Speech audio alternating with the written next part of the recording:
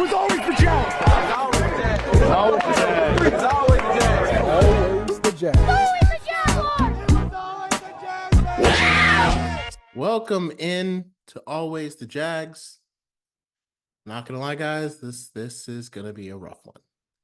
I know I didn't get a chance to get an episode out last week. I think I was trying to recover from that shellacking at the hands of the Buffalo Bills. And I'm still trying to process it, honestly, and trying to fathom what exactly happened. So I'm gonna try to still talk about it on just what exactly happened. And it's hard to describe because it's like games like this, there's just no words. We were outclassed in every fashion and in every way. And I thought that we could have potentially won. I picked us to beat Buffalo. Man, I was wrong. Man, was I wrong. I had my friend even text me. It's like, yeah, I know your season's not going so well, but and I know you rooted against the Bills when they were facing you, but you can become an honorary Bills fan. So that's kind of the state that the Jacksonville Jaguars are in and their fans are in. And I don't know, like I said, I'm trying to just think about the Bills game. It's like, it makes me wonder, do they care? Do the players that go out there on the field, do the coaches, do they care? Not necessarily about football, but do they care about their fans? Do they care that their fans have to go into work on Tuesday, that their fans went into work on Tuesday and, had to listen to everybody saying that their team is a poverty franchise? Do they care about all their friends online who are, trying to hype up the Jaguars and talk about them? And they come up with performances like this and everybody's saying the same thing. Poverty franchise. You guys are always going to be the worst franchise in the NFL. And it's like, for years, we thought we had climbed out of at least being last. You know what I mean? We have been mediocre for years. And then there were some times where we were last. And it's like, if we could just climb up to, we don't have to be the Ravens elite every single year. We don't have to be, the Chiefs now, very top of the league every single year. We're not just average, just an average team. The Steelers, they're always good. Don't get me wrong. But the Steelers can hover around 9-8 for 6 straight seasons and no one will even, it's like with Trevor Lawrence, it was like, okay, this is the spot. We'll at least be there. And it's not like I was like, we should have beat the Bills 47-10, but we had to show up. It's like nobody showed up. It felt like none of the players showed up. And when Trevor finally tried to get things going, it was, first of all, way too late. And second of all, he missed a throw that, I'm sorry, $55 million quarterbacks don't get to miss. It's just that simple. I don't think Trevor didn't necessarily deserve, the contract that we gave him. But, I said it then and I'll say it now. I still think it was too soon. I don't know if he's trying to prove that he can live up to it, but it's like the first game of the season. I wouldn't put that one completely on him because there was a lot of guys that dropped passes on critical downs. There were some throws he could have put in better situations, but a lot of people were missing passes that shouldn't have, missing catches. The second game of the season, that one was a little bit more on him because he missed a couple of throws and, took some sacks and things like that.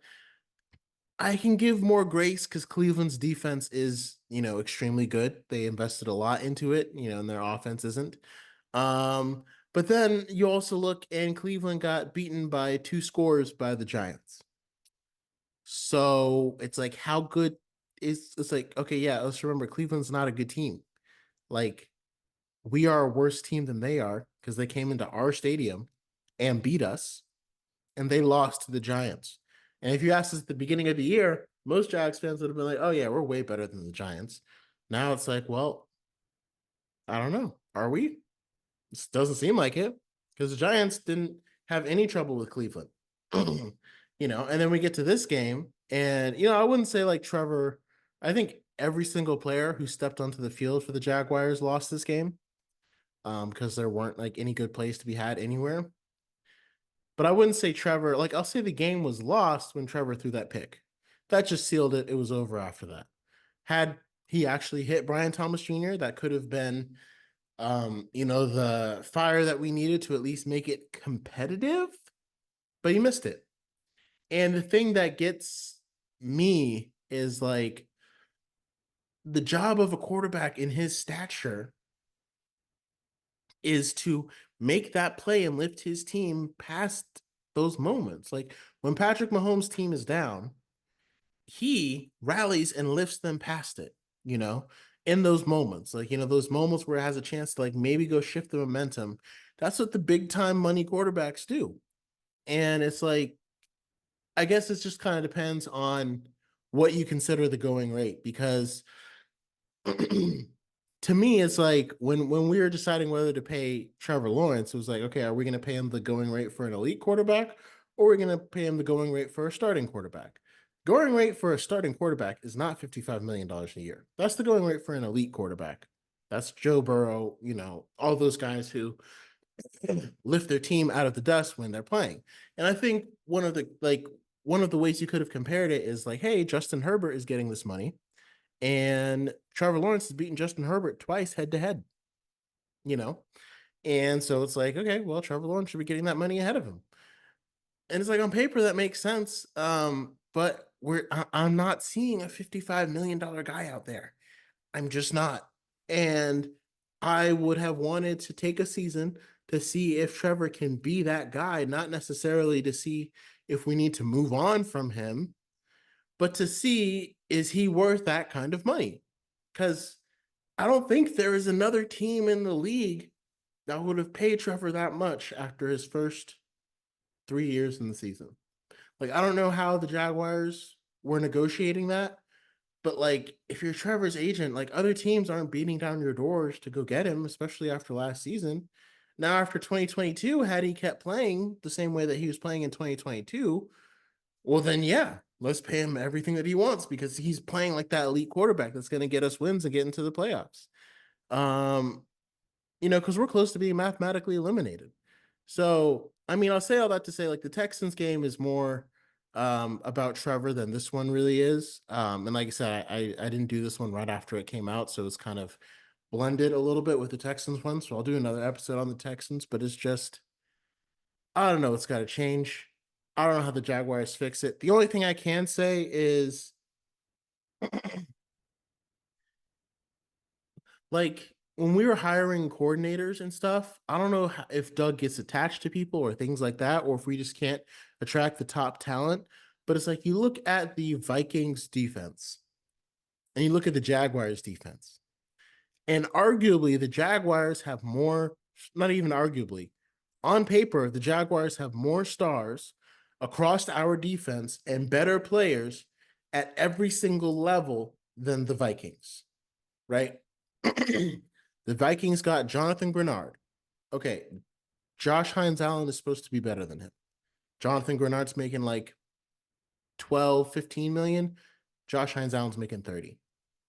And then we have Eric Armstead and Trayvon Walker, who are supposed to be better than whoever else the Vikings have.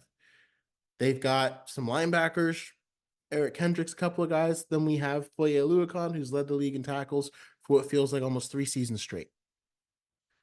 I mean, they've got Harrison Smith in the backfield, but, he's a 35-year plus safety, 35 years old, I think. And we've got a young guy who's supposed to be ascending in Andre Cisco. Cornerbacks, Byron Murphy Jr. is really good, but, Tyson Campbell is making significantly more money than he is. And then we bring in Ryan Nielsen, and he's got guys like Jeremiah Ledbetter up there on first down next to like Tyler Lacey. And it's like, why are our studs not on the field right now? Like, I understand needing to rotate your defensive line and keeping it fresh, right?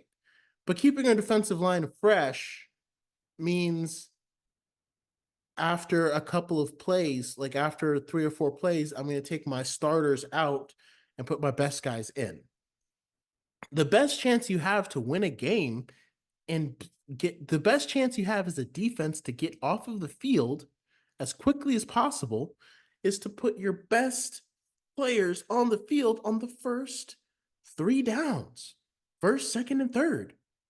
Eric Armstead, Josh Allen, Trayvon Walker should all be on the field on first, second, and third down for the very first drive of whatever team is playing. I don't understand the substitution logic at all, because if they get a stop, the defense comes off the field. That's the whole point. And your best chance to get a stop is with your best players. And you can't really say like, oh, we don't want to tire them out, because it's like he hasn't been playing. Like on the first snap, Armstead hasn't been playing to be tired out. Neither has Walker. Foye Lucan is playing like 80% of the snaps. What is that? He's the captain of our entire defense. He's the heart and soul. And now he's out for a few weeks. And I mean, like, that kind of makes the argument, because it's like, well, he was hurt, but he was hurt. That's why we only had him playing 80% of the snaps. But it's also like, okay, if he was on the field more often, like, I would need to look at all those plays where Foye wasn't on the field and see what happened. Like, if Foye wasn't on the field when Tyreek Hill caught that 80-yard touchdown, I would have fired Ryan Nielsen right there. Because, again, to not have your captain, because that was a defensive breakdown. And when you don't have your captain on the field, defensive breakdowns can happen. And it's like, sure, on one hand, having him play less lessens the chance of him getting hurt.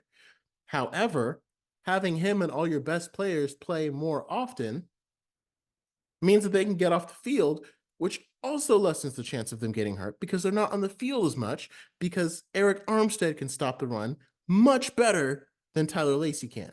Eric Armstead can get off a block much better than Jeremiah Ledbetter, or at least should be 17 million, reasons why. Like, there's 51 million reasons why Eric Armstead should be better at getting off of a block than Ledbetter or Davis. So I don't know exactly what's going on. I don't know if in camp Nielsen is seeing, but I feel like every time Armstead is on the field, good things are happening. We're getting pressure in the pocket. And, I know he wants to play big end. And to me, like, that's fine. He can play big end.